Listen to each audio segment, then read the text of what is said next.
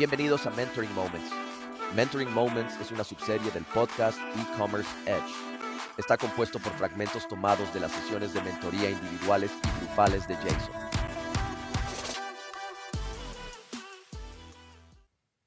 Hola a todos y bienvenidos a otro episodio del podcast Commerce Edge. Es un verdadero placer para mí dar la bienvenida al señor Paul Byrne de Asoyo al podcast. Bienvenido, Paul. Un placer estar aquí. Me alegra verte. Es genial tenerte acompañándome hoy. Estábamos hablando fuera del aire sobre cómo Twitter está explotando con la disputa entre Elon Musk y Trump, y estoy seguro de que podríamos adentrarnos en algunos temas bastante profundos ahí, pero no lo haremos.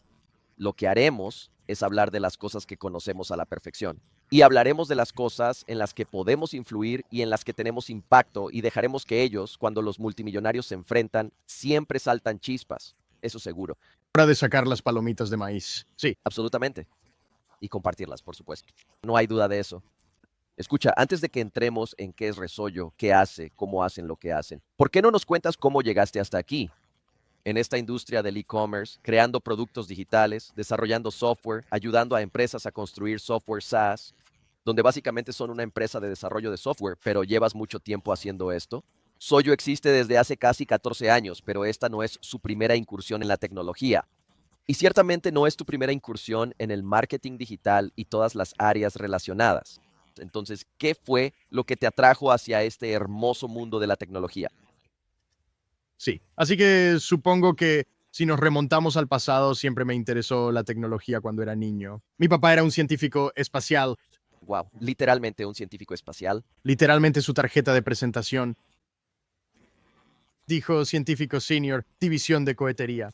Y para la empresa en la que trabajó, que fue inicialmente Avión de Playa, estaba a cargo de la división de sistemas de misiles allí, pero luego fueron adquiridos por Raytheon. Y trabajó para ellos durante años y pasó mucho tiempo trabajando con la Fuerza Aérea, la Marina, etcétera. Solo puedes imaginar que, ya sabes, la tecnología era simplemente parte del ambiente en el que crecí. Y diría que mi papá hizo muchas cosas para animarme en esa dirección. Y supongo que no tanto.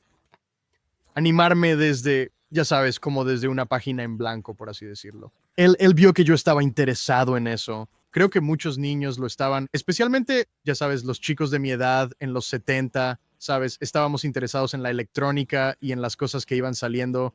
Así que sí, él hizo muchas cosas, incluyendo, ya sabes, conseguir computadoras y cosas así para la casa, y simplemente se aseguraba de que yo tuviera la oportunidad de aprender. Así que, pero yo, de alguna manera, cambié de rumbo a partir de ahí. Obtuve un título en italiano y después hice un MBA pero siempre comencé mi carrera universitaria en ingeniería electrónica. Así que estaba en sí, probablemente no valga la pena entrar en esa historia, ya sabes, de cómo cambió todo eso. Tomaría todo el podcast, pero básicamente terminé en marketing y trabajando para algunas grandes corporaciones. Ayudé a una de ellas de alguna manera a hacer su primera incursión. Y esto habría sido en el periodo de 2007 a 2008 para empezar a vender en línea, para comenzar a involucrarse en el comercio electrónico. Desarrollamos la versión digital de uno de sus productos y servicios. Y luego la tienda de comercio electrónico, más o menos la pusimos en marcha con la tecnología que había disponible en ese momento, que no era mucha. Y finalmente dejé esa empresa, pero licencié sus productos para que pudieran venderse en línea y ellos no estaban muy contentos con la empresa que había estado manejando su comercio electrónico hasta ese momento. Y me preguntaron si podía reemplazarlo.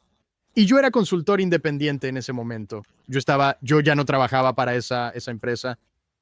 Y yo dije, claro, no tenía idea de cómo lo iba a hacer, pero en 3 semanas había utilizado una plataforma llamada Pro Stores, que era un eBay. Recuerdo las tiendas Pro. Recuerdo que en aquel entonces, obviamente, estaba involucrado en la comunidad de Magento cuando se produjo todo el proceso de integración entre eBay y GSI Magento. Y sí, la visión. Recuerdo la visión de la Tela X en aquel entonces. Oh, Dios mío. Bueno, sí, solo para tomar una ligera tangente.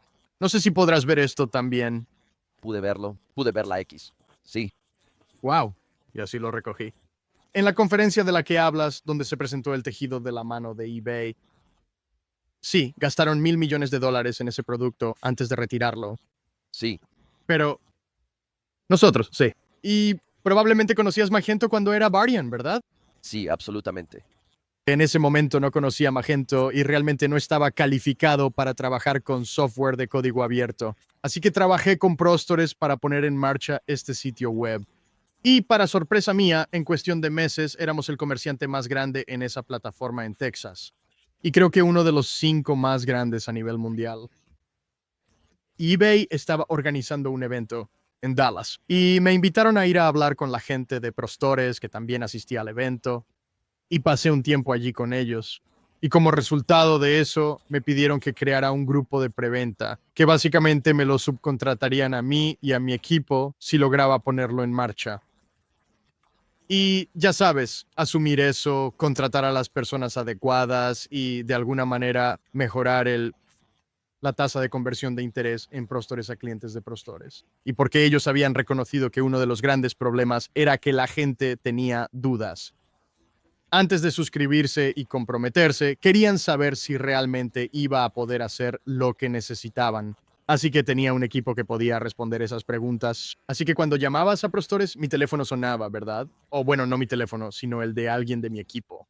Exacto. Y así fue realmente como me involucré profundamente en esto, porque mientras hacíamos eso, ofrecíamos algunos otros servicios para Magento, eBay y Prostores en ese momento. Y es como cuando te conviertes en proveedor de una organización. Entonces empiezan a preguntarte si puedes hacer todo tipo de cosas que nunca has hecho antes. Y por supuesto la respuesta siempre es sí. Pero me involucré en ese mundo y ellos decidieron que iban a cerrar el proyecto. Tanto Prostores como Magento Go cerraron al mismo tiempo.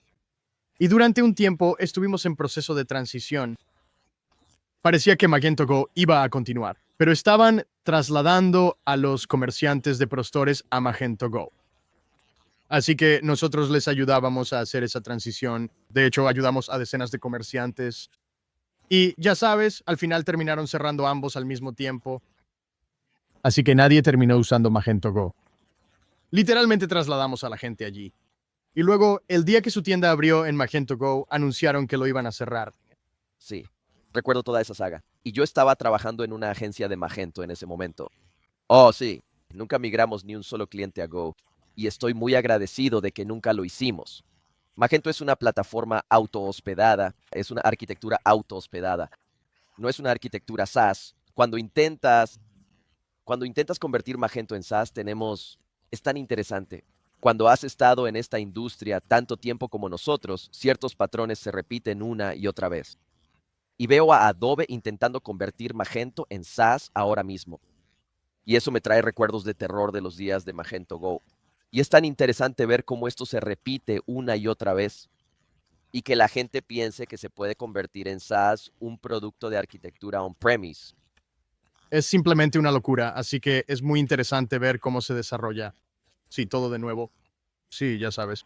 Y por supuesto, Adobe tiene una larga historia de destruir software de código abierto, sí, que han adquirido a lo largo de los años. Sabes, hoy estaba leyendo algo en X sobre cómo había tantas dudas en torno a esta plataforma. Ahora tienen muchos desarrolladores en plantilla. Así que si alguien puede hacerlo, Adobe puede hacerlo. Simplemente no estoy seguro de que alguien pueda hacerlo. Sí. Dicho esto, así fue como nos metimos en esto. Así que ya estábamos en contacto con todos estos comerciantes. Ellos o bien seguían en Pro Stores o estaban en Magento Go y necesitaban un lugar donde estar. Y en ese momento contraté a mi primer desarrollador de Magento, que además era mi hijo, y empezamos desde ahí. Ya sabes, construyendo sitios de código abierto con Magento. Y bueno, hicimos eso de hecho todavía lo hacemos hoy en día. Seguimos trabajando con Magento. Ahora hay mucho menos negocio ahí, al menos como agencia, pero aún así tenemos una cantidad considerable de proyectos en Magento. Honestamente, como ha sido la tendencia, hemos migrado a varios de esos comerciantes a Shopify, Commerce u otra de las plataformas SaaS. Y también nos hemos metido de alguna manera, rellenando los vacíos de las plataformas SaaS. Y ahí es donde empezamos con el desarrollo de nuestra aplicación. Negocio. Y así comenzamos a ofrecer nuestro propio SaaS como complementos para Shopify Commerce, etc. Y desde entonces hemos creado una serie de plataformas SaaS para inteligencia empresarial y otras industrias. Por ejemplo, ahora nos dedicamos al desarrollo de aplicaciones web y plataformas SaaS a gran escala. Y mucho de ello se debe a que, ya sabes, se fue gestando a lo largo de los años. Desarrollé una regla general. En realidad, no creo que la haya desarrollado yo. Estoy seguro de que alguien me lo dijo. Y creo que lo aprendí cuando trabajaba en Pizza Hut, de todos los lugares. Estaba en su división de marketing. Y es que no quieres un producto completamente nuevo. Quieres que se solape con el 80% de tu base de clientes. No quieres irte al 100% a un territorio inexplorado. Y tampoco quieres que sea al 100%. Si es con tu base de clientes actual, solo vas a canibalizar tus propios productos. Pero quieres que esté, ya sabes, en ese rango del 80%. Y por supuesto, ya sabes, la gente de marketing lanza números como si realmente supieran lo que significan, pero el principio es correcto, ¿verdad? La idea es que vas a encontrar nuevos negocios en áreas que son adyacentes a lo que ya haces, porque ahí es donde tienes credibilidad, ahí es donde tienes el conocimiento y ahí es donde tienes a los clientes con quienes tratar. Así que eso es básicamente lo que hemos estado haciendo. Mucho de esto está basado en comercio electrónico, pero honestamente algunas cosas no tienen nada que ver con el comercio electrónico. Pero esas oportunidades llegaron después, cuando ya habíamos establecido nuestro desarrollo de aplicaciones SaaS. Así que realmente ahí es donde estamos y cómo me involucré en esto desde esa perspectiva. Has estado en esto desde los primeros días cuando absolutamente todo lo que hacíamos en comercio electrónico era difícil. En aquellos tiempos no había nada fácil. De hecho, mi carrera comenzó con OS Commerce en aquellos tiempos. Todavía existe. Sí, sigue vivo y coleando, sorprendentemente. Y la agencia en la que trabajaba en ese momento, también desarrollamos nuestra propia aplicación de comercio electrónico SIAS y nuestro propio SaaS. No se llamaba SaaS en ese entonces, pero era una aplicación que estaba disponible a través del navegador web. Y era muy simple, era muy básico. Teníamos un CMS que estaba disponible a través de un navegador web, pero necesitábamos herramientas más potentes para construir comercio electrónico. Las tiendas en OS Commerce tenían mucha más capacidad y funcionalidad en ese momento. Así que empezamos a construir tiendas en OS Commerce y wow, ese fue mi primer negocio de comercio electrónico puro. Construimos el negocio sobre OS Commerce y lo manejamos durante 7 años. Y sí, fue una época muy divertida para estar en el mundo del comercio electrónico. Pero lo que me gusta de tu experiencia y la mía es que eso nos ha permitido hoy reconocer patrones que seguimos viendo repetirse una y otra vez. Y uno de esos patrones que vimos, el patrón de la movilización y la web, ¿verdad? Vimos que hubo muchas tendencias que ocurrieron durante ese tiempo. Recuerdo cuando los sitios web se construían con frames. Recuerdo cuando los sitios web se construían en Flash. Recuerdo cuando Google dominaba absolutamente todo. Y el SEO técnico era realmente una habilidad valiosa que tener. Y cuando la gente ponía experto en Google en su currículum, realmente significaba algo porque no todos podían sacarle el máximo provecho a Google en ese momento. Así que, sin duda, hubo toda una curva de aprendizaje asociada con los inicios de esta industria, y a menos que estuvieras allí en ese momento. Es difícil apreciar lo fácil que es configurar una tienda Shopify en comparación con cómo solía ser empezar a utilizar el comercio electrónico en el pasado. Hoy en día es más fácil crear una empresa, pero creo que hoy es más difícil tener éxito de lo que era entonces. Fue cuando configuré por primera vez mi Pure Play. Pagamos 5 centavos por clic a Google, ¿verdad? Para AdWords. Ni siquiera se llamaba Google Ads, simplemente se llamaba Google AdWords. Y te digo, era como abrir una llave de agua. Y casi era injusto lo fácil que era ganar dinero en Internet en aquel entonces. El mayor problema con el que teníamos que lidiar en ese entonces era el factor de credibilidad. La gente no confiaba en Internet. Decían, oye, si pongo mi tarjeta de crédito en esto, en Internet, ¿me van a robar los datos de mi tarjeta de crédito? ¿Siquiera voy a recibir los productos? Uno de mis primeros clientes. Así que empezamos hace unos 10 años, comenzamos a hacer estas evaluaciones técnicas de implementaciones antes de firmar con un cliente porque queríamos saber, sí, ¿en qué nos estamos metiendo? Y resultó que este comerciante en particular tenía un sitio web que vendía cosas relativamente caras. Y dijimos, bien, ¿quién es tu procesador de pagos? Y ellos dijeron, oh, es tal y tal. Y no recuerdo quién era, pero sabía que ese procesador de pagos en particular no tenía un portal en línea. Tenían máquinas, ¿verdad? Y eran conocidos por proveer máquinas a, ya sabes, salones de uñas, peluquerías y cosas así. Y dije, o sea, no, pero ¿con quién están afiliados? ¿Es esto como, ya sabes, no sé, un authorized.net o ya sabes? Y ellos decían, no, no, no, no, no. Así que tenemos un formulario en nuestro sitio que, Recoge la información de la tarjeta de crédito y al final del día la ingresamos en la máquina y luego cobramos el pago. Ya sabes, cuando enviamos el producto y pensé, Dios mío, bueno, entonces, ¿qué has hecho? Lo hacíamos manualmente, solo, muy rápido. Entonces, ¿qué hicimos? El primer sitio web, antes de que termináramos construyendo en OS Commerce, el sitio web que tenía antes, sí era para capturar de forma segura los datos de la tarjeta de crédito en un formulario seguro y podíamos acceder a ellos después, pero lo que teníamos que hacer era, nuestra cuenta de comerciante la proporcionaba nuestro banco local. Sí, y tenían un formulario largo en triplicado que anotabas todos los números de las tarjetas de crédito, escribías el valor de la transacción y llamabas a un número de teléfono. Tenías que ingresar el número de la tarjeta de la transacción, el valor de la transacción.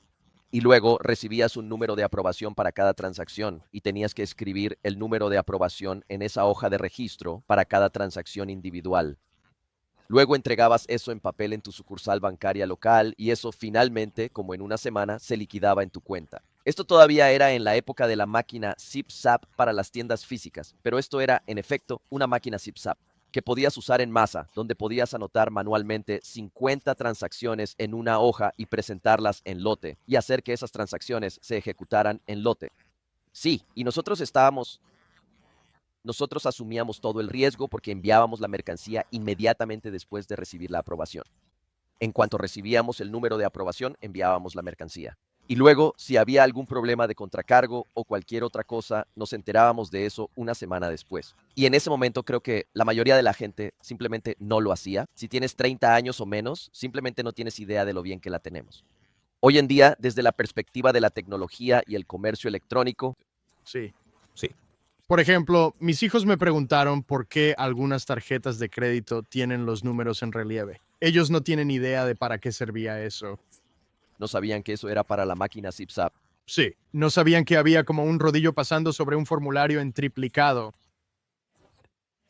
Y yo diría que, ya sabes, eso probablemente era legítimo a principios de la década de 2000. Pero esto debe haber sido el año 2014. Es que no había excusa para ese comportamiento cuando estábamos involucrados en él. Y la gran diferencia entre eso y lo que usted hizo es que él no tenía ningún tipo de cifrado. Wow. Sin seguridad. Era simplemente un formulario HTTP muy simple y básico. Wow. ¿A dónde estás enviando la información? Sí. Y nosotros nos topamos con otras personas. Teníamos una startup. Sabían que necesitaban un sitio web, pero estaban recibiendo tanto dinero, o necesitaban un sitio web de comercio electrónico, pero estaban recibiendo tanto dinero de esta cosa que habían improvisado. Y yo dije, oh, genial. Sí, dije, ¿cómo están recibiendo los pagos? ¿Eso es después o algo así? Tenemos este formulario de Google que va a una hoja de cálculo y yo estaba como, ¿hacen esto así? Y esto fue hace Wow. menos de 10 años. Así que ya sabes, pero ellos no lo sabían. No eran personas de e-commerce, eran personas de negocios, eran personas de marca. Solo trataban de hacer transacciones. Solo estaban tratando de hacer transacciones en línea. Y como alguien dijo, oye, existe esto llamado Google, ya sabes, Workspace, y puedes poner un formulario. Y ellos dijeron, genial, pondremos un número de tarjeta de crédito ahí. Ya sabes, simplemente estaban replicando lo que veían sin saber qué había detrás. Y vimos eso, ya sabes, muchas veces. Pero quiero decir, mis respetos para ellos porque eso es resolver problemas, eso es emprendimiento básico, ¿verdad? Es realmente genial ver ese gran empuje, pero sí, hay que hacer las cosas de la mejor manera posible. Sí, claro, absolutamente tienes que hacerlo. Y la otra cosa que quería comentar era el hecho de que en el proceso de aprovechar este reconocimiento de patrones que hemos desarrollado durante los últimos más de 20 años, más de 25 años en esta industria, estoy viendo que empiezan a ocurrir cosas similares con la inteligencia artificial. Y estoy viendo, especialmente en el mundo B2B, especialmente en el mundo del comercio electrónico B2B, que está empezando a aparecer la IA multimodal para la automatización de fuerzas de ventas, automatizando la recepción de pedidos y solicitudes de cotización y todo a través de correo electrónico, Slack, Teams y WhatsApp. Pero también estamos empezando a ver los fundamentos de cierta estandarización en torno a la IA agéntica y MCP que están comenzando a desarrollarse. Todavía es muy temprano. Tengo algunas ideas y teorías sobre cómo probablemente se va a desarrollar esto. No creo que nadie que te diga que sabe exactamente cómo se va a desarrollar todo esto haya pasado antes por alguna de estas revoluciones tecnológicas, pero definitivamente lo pienso. Definitivamente veo la IA como una especie de cuarta revolución industrial o como nuestra revolución industrial para nuestra generación. Y es algo tan interesante de observar y es tan interesante formar parte de esto e intentar ayudar a dar forma a la dirección. Eso. Esto se basa en esa perspectiva de 25 años mirando hacia atrás sobre lo que ha funcionado y lo que no. Sí, sí. Y yo, sabes, he publicado mucho contenido sobre IA y es probablemente el comercio electrónico fue la razón por la que terminamos poniéndonos en contacto en primer lugar. Y sí, definitivamente tengo una opinión sobre muchas cosas, pero también reconozco que es en gran medida una opinión. Sí, Y ya sabes, nadie lo sabe realmente hacia dónde va esto, pero hay muchas cosas que veo que están sucediendo y hay mucha información errónea. Porque por supuesto, ya sabes, los charlatanes se han involucrado en esto, los vendedores de aceite de serpiente y están vendiendo a todo el mundo. Ey, eso no existe. Y sí, una de las cosas que he notado, especialmente cuando hablas de agentes y agentes de IA, ya sabes, la gente tiende a confundir agentes y flujos de trabajo, y lo que realmente tienen es un flujo de trabajo. Un agente crea su propio flujo de trabajo y la IA no es buena en eso. Quiero decir, ciertamente no daría mi tarjeta de crédito, ¿verdad? No me gustaría que reservara mis vuelos. Yo no lo haría. ¿Sabes? No haría nada de eso. Voy a tener que entrevistar, intervenir, e incluso así voy a estar un poco sospechoso de lo que está pasando si el agente, ya sabes, el flujo de trabajo está siendo creado por la propia IA, simplemente todavía no funciona. Y la gente, ya sabes, y esto es muy evidente cuando ves cómo escribe código, que no es tan bueno. Mucha gente piensa, ya sabes, el presidente Obama hizo esta declaración tonta hace solo unas semanas que el 60% o que la IA es mejor que el 60% de los desarrolladores de software, y hay muchos desarrolladores de software realmente malos por ahí.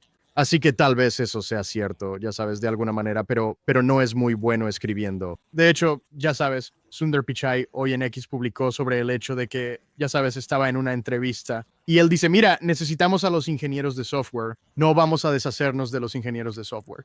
En el corto plazo, necesitamos a esos chicos, simplemente no hay manera de que les vayamos a dar superpoderes, pero no vamos a deshacernos de ellos. Solo vamos a hacerlos más fuertes, que en mi opinión es la mejor manera de abordarlo. Pero ya sabes, eso es difícil para alguien que, por ejemplo, vende una IA que supuestamente reemplaza a los desarrolladores cuando ni siquiera puede reemplazar a los suyos propios.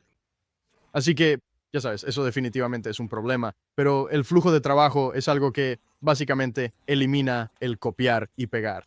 Hay muchísimas personas que tienen, por ejemplo, un flujo de trabajo de copiar y pegar con inteligencia artificial. Ya sabes, lanzan algunos documentos importantes en ChatGPT y luego los limpian y refinan con otra herramienta o proceso. O tienen múltiples iteraciones, ¿verdad? De esto. Y esto necesita hacerse de una manera específica, porque el resultado tiene que ser, ya sabes, algo relativamente concreto, ¿verdad? Si realmente no te importa la forma o el resultado, entonces simplemente deja que la IA lo haga desde cero.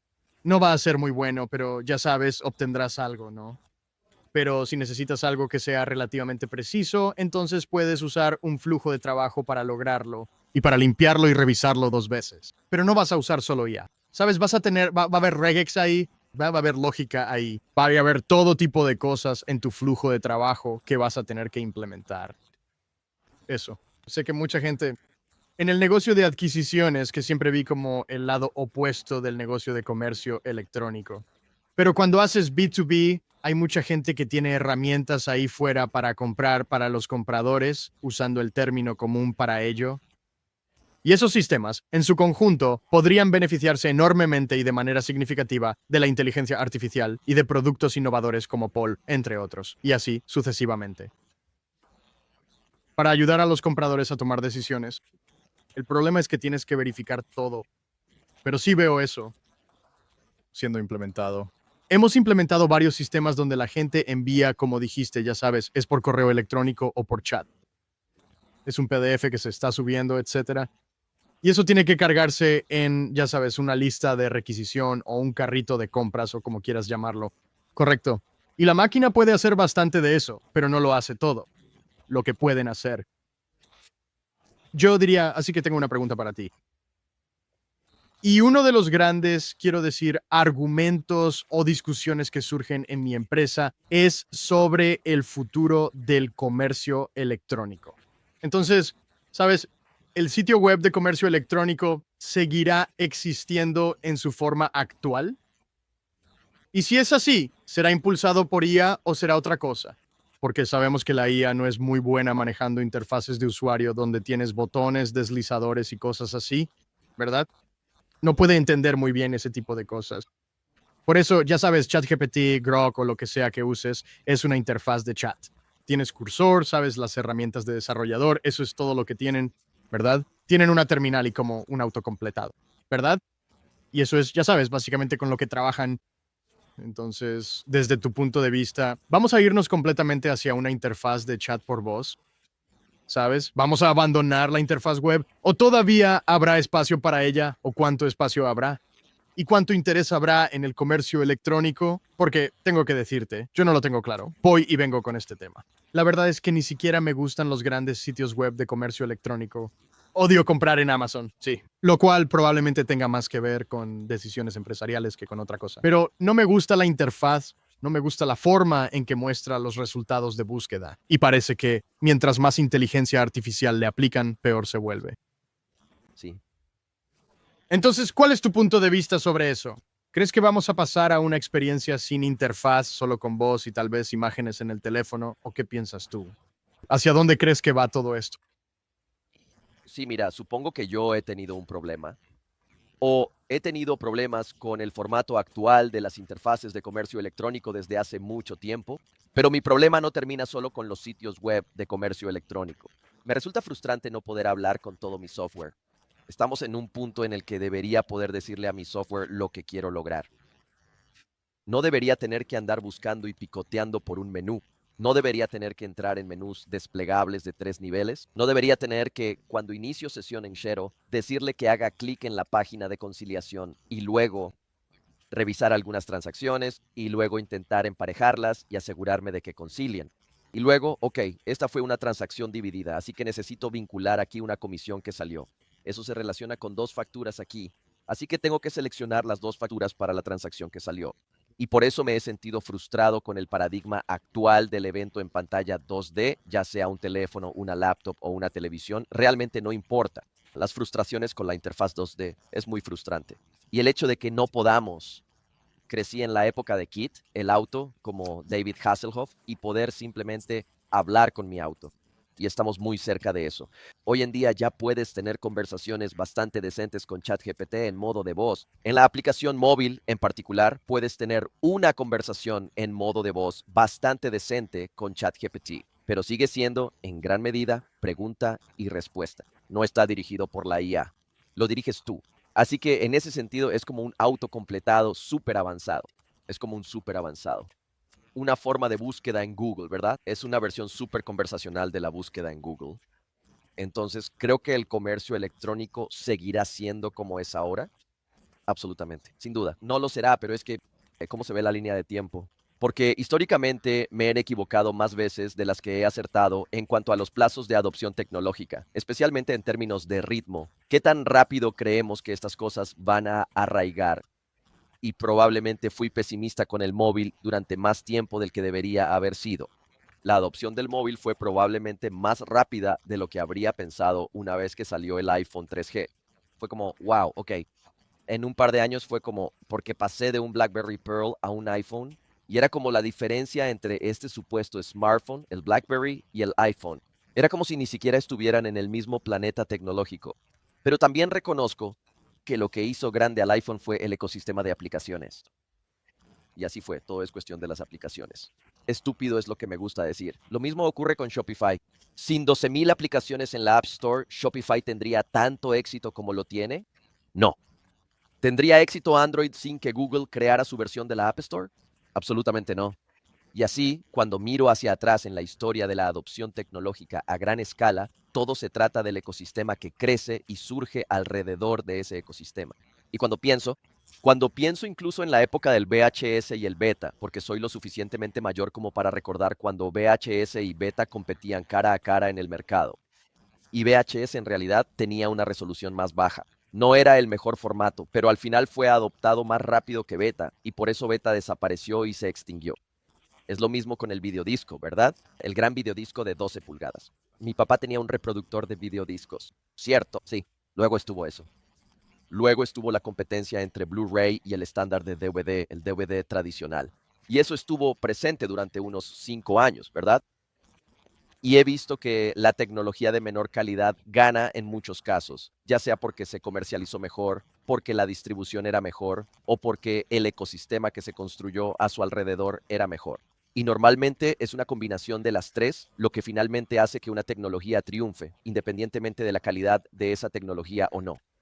Y cuando veo la interfaz web de hoy en día es como el catálogo de venta por correo, el catálogo original de SaaS de hace más de 100 años, pero digitalizado. Eso es lo que es. Y creo que hay mucho margen de mejora en eso. Solo pienso en el hecho de que si entro hoy a una joyería, la persona detrás del mostrador no va a decir simplemente qué le gustaría comprar hoy. Eso no es lo que hacen. Te hacen 20 preguntas. No es necesario hacerles ninguna pregunta. Te hacen 20 preguntas y luego las reducen a 3 o 4 elementos y las colocan en el mostrador para mostrártelo. Y no solo eso, miran cómo te vistes, cómo te acicalas, ya sabes, cómo duermes, etcétera, como tratando de entenderte como persona. Totalmente, totalmente. Y creo que la tecnología de personalización de búsqueda de comerciantes es buena, sí. Creo que todavía hay muchísimo margen de mejora, absolutamente. Creo que el software debe volverse conversacional en algún momento, absolutamente. Me encanta el hecho de que la IA multimodal. Hoy en día vivo en México, no hablo español con fluidez, estoy como en un nivel intermedio de español.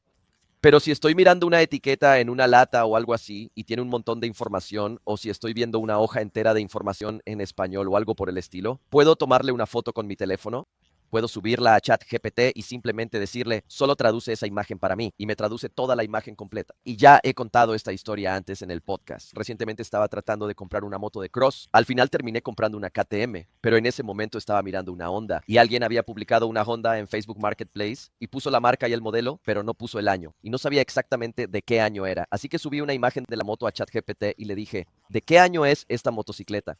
Y me respondió diciendo, según estas 5 características, parece que es una motocicleta de este año. Y tiene este accesorio de postventa, esto, y también tiene aquel accesorio de postventa. Así que ahora estamos en un punto donde la IA multimodal es la parte más revolucionaria de la inteligencia artificial en este momento. Y definitivamente, desde la perspectiva de la automatización de ventas B2B, el hecho de que en el mundo B2B los compradores puedan enviar un correo electrónico en texto plano, pueden enviar un PDF o un archivo CSV de una orden de compra. Incluso pueden tomar una captura de pantalla de su pantalla con la orden de compra y enviar la imagen a su gerente de cuenta para que la ingrese en el ERP y procese el pedido. Y ahora con la IA multimodal puede tomar toda esa información y mapearla directamente en el sistema de comercio, como si el cliente hubiera iniciado sesión en el portal y realizado el pedido él mismo. Y si hay alguna información incompleta o faltante, el gerente de cuenta puede ser notificado automáticamente. O tenemos una orden que está al 90% de completitud. Aquí están los faltantes. Aquí están las 3 piezas de información que necesitas obtener de tu cliente y que necesitas conseguir. O si está completa, simplemente se procesa como si hubiera sido ingresada, ¿verdad? Así que definitivamente creo que la IA va a... Esa fue una manera muy larga y enrevesada de decir que no, no lo creo. La interfaz actual de las tiendas en línea de comercio electrónico está destinada a quedar obsoleta. ¿Qué tan rápido suceda eso? Todavía es una incógnita, creo. Creo que las tiendas headless no son necesarias para el 99%. El 99.9% de los comercios B2C, D2C o B2B que existen. Pero lo que me parece interesante es que, en efecto, en ese componente de automatización de ventas del que hablé, eso es comercio headless. Así que estamos exponiendo el catálogo, estamos exponiendo la API de pedidos, estamos exponiendo una API de cotizaciones, estamos exponiendo la API de inventario. Puedo solicitar un precio, puedo solicitar inventario, puedo solicitar qué tan rápido puedes entregármelo, puedo solicitar eso. Todos esos son ahora canales headless. Eso es, en esencia, lo que son para el comercio y eso es algo emocionante para mí. Sí, y en este momento estamos muy en una etapa intermedia. Por ejemplo, puedes ir a ChatGPT y decirle, oye, estoy buscando algo, quiero comprar esto. Sí, y que te haga preguntas y realmente te presentará productos en el chat. Sí, pero tienes que hacer clic en el enlace para ir, ya sabes, para comprarlo. Sabes, no existe eso todavía y sé que todos los preadolescentes y adolescentes desearían poder simplemente mirar TikTok y decir, oh, mándame los zapatos que ella lleva puestos, ya sabes, en ese video de baile o lo que sea que esté haciendo. Exacto. Todavía no hemos llegado a ese punto. Pero esos zapatos todavía tienen que estar vinculados a un producto de Shopify en TikTok para poder ejecutar la transacción. Sí, sí. Y mi hija tiene una tienda en TikTok. Ella y su esposo venden equipamiento para equipos de lacrosse y tienen un negocio muy interesante, pero sí venden en TikTok. Y tienen un par de videos que, en cierta medida, se han vuelto virales y han impulsado sus ventas. Y estoy tratando de entender esto porque no soy exactamente lo que llamarías el público objetivo de TikTok. No soy un gran usuario de TikTok, aunque sí tengo un gran respeto por la plataforma. Pero ellos, aunque puedes comprar directamente en TikTok, ya sabes, probablemente 9 de cada 10 compradores que encuentran el producto en TikTok aún hacen clic y lo compran en su tienda de Shopify, ¿verdad? Y no sé a qué se debe eso. Creo que, ya sabes, ahora que Google ha destruido por completo la búsqueda, a nadie le gusta buscar en Google ya. Todo el mundo está buscando en algún tipo de LLM. Tienes que poner tus productos ahí. Tienes que hacer que sea fácil comprarlos desde ahí. Y eso va a ser lo que, ya sabes, estamos tratando de resolver. Creo que de aquí en adelante, durante los próximos, ya sabes, 5 años. Sí, o sea, en ChatGPT con su comercio, las APIs, obviamente se filtró que ya están trabajando con Shopify y van a tener una integración nativa ahí para que puedas ejecutar la transacción directamente en la interfaz de chat. Eso viene en camino. ChatGPT va a convertirse efectivamente en un marketplace, igual que Amazon es un marketplace. Ahí es donde todos estos, sí. Lo que pasa con Google Shopify es que nunca puedes ejecutar la transacción a través de Google Shopify. Es cierto. En ese sentido, es un marketplace de tiendas, pero no es un marketplace en el sentido de que no puedes ejecutar la transacción en Google. Exacto. Y no puedes tener un carrito con varios artículos dentro de Google. Haces clic en un artículo individual y te lleva a esa tienda, ¿verdad? Sí. Y creo que probablemente no falta mucho. Vas a tener un carrito de compras con varios artículos, un carrito deslizante en tu pantalla dentro de ChatGPT y cuando esté listo para ejecutar la transacción, es posible que tenga 10 artículos de 10 proveedores diferentes en ese carrito, pero almacenará su información de pago. Va a almacenar la información de su dirección. Será una billetera digital todo en uno. Y vas a ejecutar la transacción ahí mismo. Y luego, a través de API, se conectará a todas las tiendas. Y ejecuta la transacción en tu nombre de manera agente. Exactamente, ahí es donde comienza. Pero también creo que en ese periodo a medio plazo van a surgir agentes. Para cada visitante que llegue a un sitio, habrá un concierge personal de compras. Si quieres pasar al modo de voz, si quieres entrar en modo conversacional, podrás hacerlo. Y tendrán acceso a tu historial de pedidos. La ventana de contexto será todo lo que hayas hecho alguna vez con esa marca.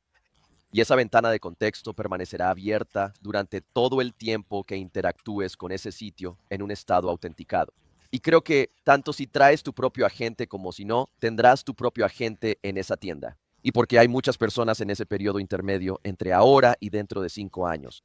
Hay muchas personas que no necesariamente tendrán una cuenta con ChatGPT o que no necesariamente tendrán una cuenta con GrowCake, así que no traerán un agente consigo. Necesitarán poder recibir ayuda para hacer esas compras, igual que esa persona en la tienda, en la joyería.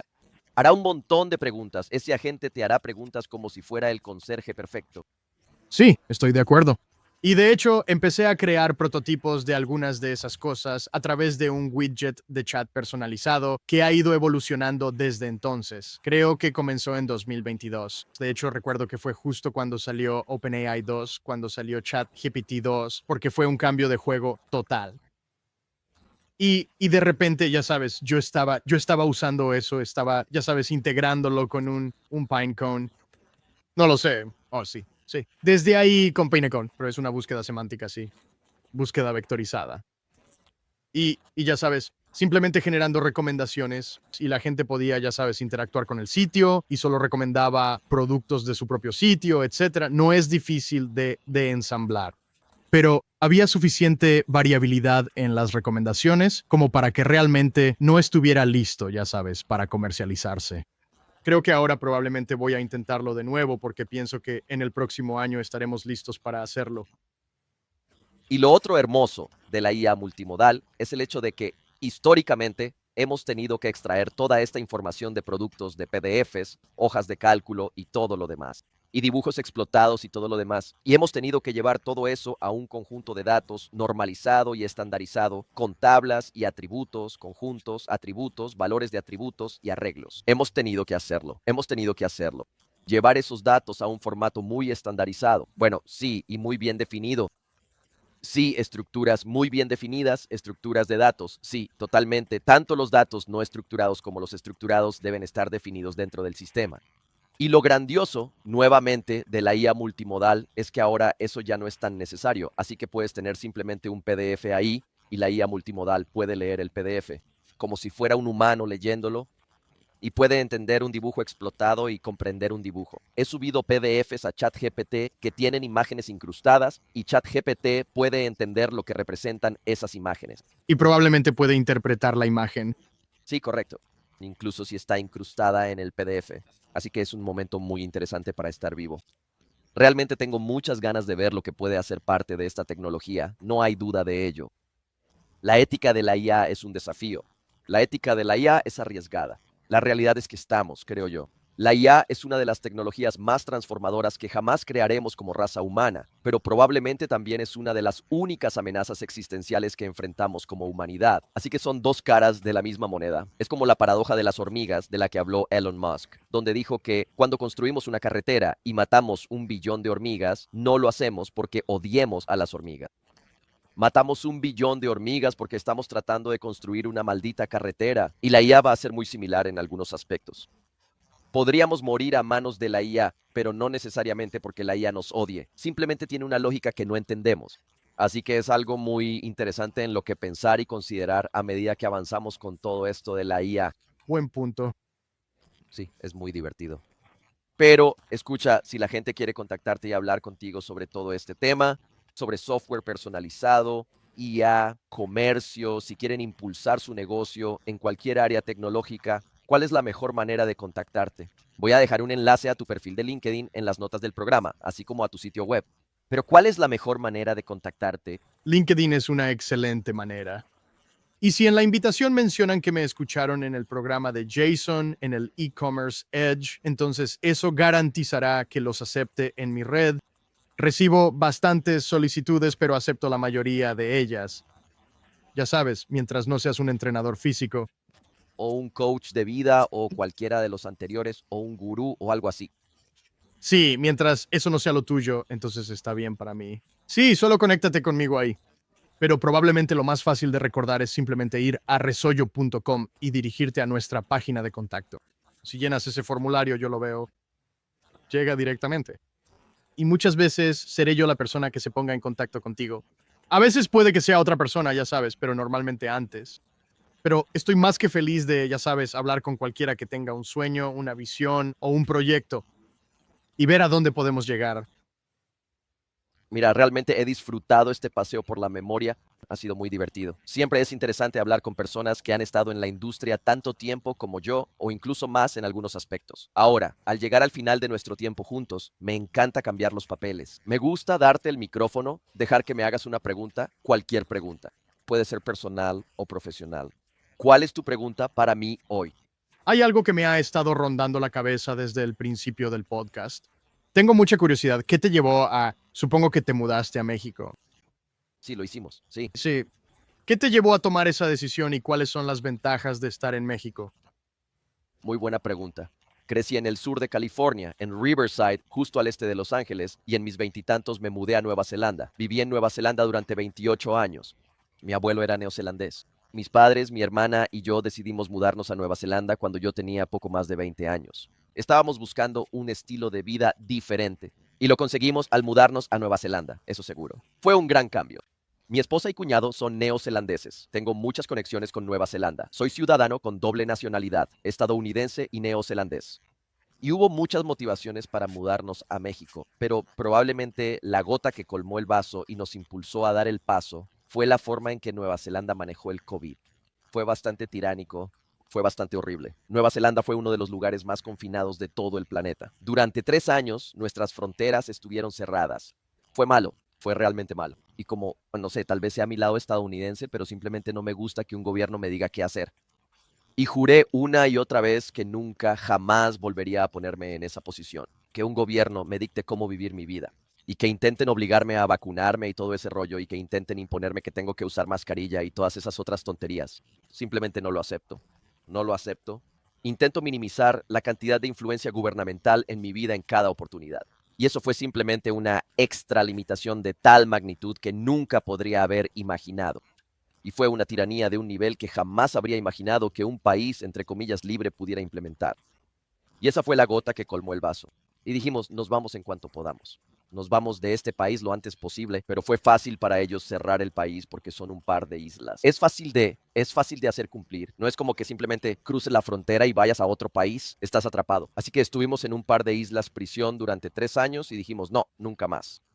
Y mi esposa y yo mi esposa es asiática, ella nació en Nueva Zelanda, pero tiene ascendencia asiática. Y a los dos nos encanta viajar. A ambos nos encanta experimentar nuevas culturas y comidas, aprender cosas nuevas y ver el mundo a través de los ojos de otras personas. Y te digo, no poder viajar durante 3 años fue duro.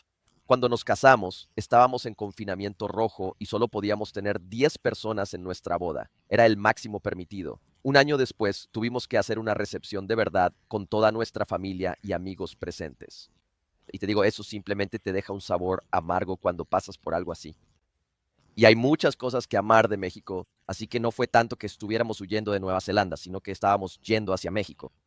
Desde la comida, la cultura, el clima, el costo de vida, hasta el fácil acceso a Estados Unidos. Tengo muchos clientes en Estados Unidos, así que es fácil para mí cruzar la frontera y ponerme al día con ellos.